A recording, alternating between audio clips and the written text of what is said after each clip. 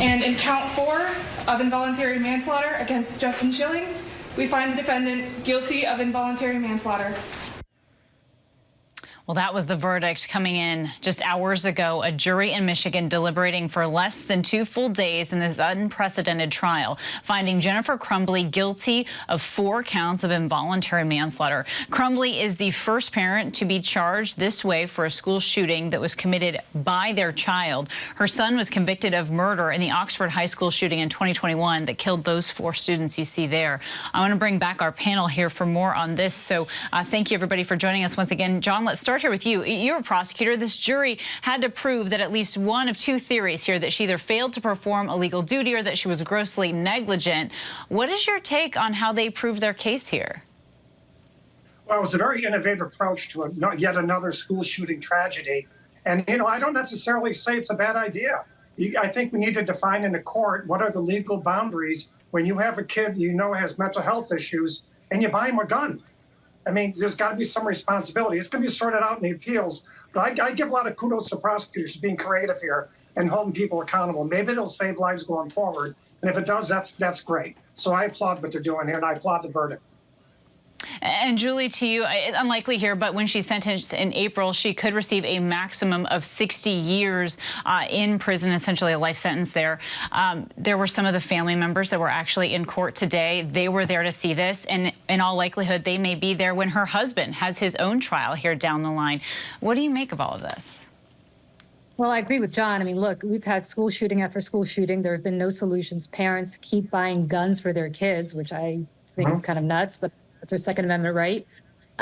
But if you're going to buy a gun for your child, you have to make sure that your child actually knows how to responsibly use it and not use it. If your child has mental issues, what are you doing buying them guns and ammunition? And so I think this is absolutely the right decision. And I hope that the appeals court agrees with that. And Mike, to you, the foreperson of this jury told one of our ABC producers that essentially it all came down to the fact that she, Jennifer Crumbley, was the last adult with the gun. It highlights that it was her responsibility to safeguard it. But Mike, during her testimony over and over again, she said it was her husband who was responsible for the gun. Kenan, when you get into a marriage, the responsibility lies on both a collaboration between the husband and the wife, right? And they are the heads of households, and they are both responsible for everything that happens what's inside of that home, and particularly when it comes to the children. For me, what this verdict does is send out a message to parents going forward across America that they have to be accountable if there are guns in the home for gun safety, gun responsibility, and to keep an awareness of what is happening with the mental health and stability of your child. In particular, if you have all seen the warning signs leading up to this, to which these prosecutors did such a fantastic job of proving in that case, that they were aware that there were some mental health challenges, but yet this gun safety measures were not put in place. So it's both the responsibilities in that home.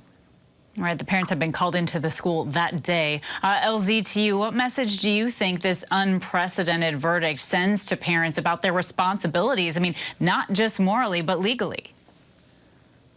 Well, I think it sends a fantastic message to the parents, to your point, to be held accountable for the actions of your child, especially if you're being negligent. But I also want to make sure that we don't just pile up on the parents, because if you think about the history of mass shootings, particularly when it comes to schools, the issue of mental health comes up repeatedly. So this is also an opportunity for us to re-engage nationally about making sure that we have the resources in our communities, so when parents and guardians do have someone that they're in charge of with mental health issues, that there are more resources for them to take recourse. Because we know there are a number of deserts out there where parents are also left out there without any sort of resource to help their child or the money to help their child. So I hope we don't just look at this legally in terms of punishing parents or holding them accountable, rather, for what happens, but keep in mind that we are a country that struggles with mental health issues in general, and that parents need help as well. Yeah, all right. LZ, John, Mike, and Julie, our thanks to all of you. Hi, everyone. George Stephanopoulos here. Thanks for checking out the ABC News YouTube channel. If you'd like to get more videos, show highlights, and watch live event coverage, click on the right over here to subscribe to our channel. And don't forget to download the ABC News app for breaking news alerts. Thanks for watching.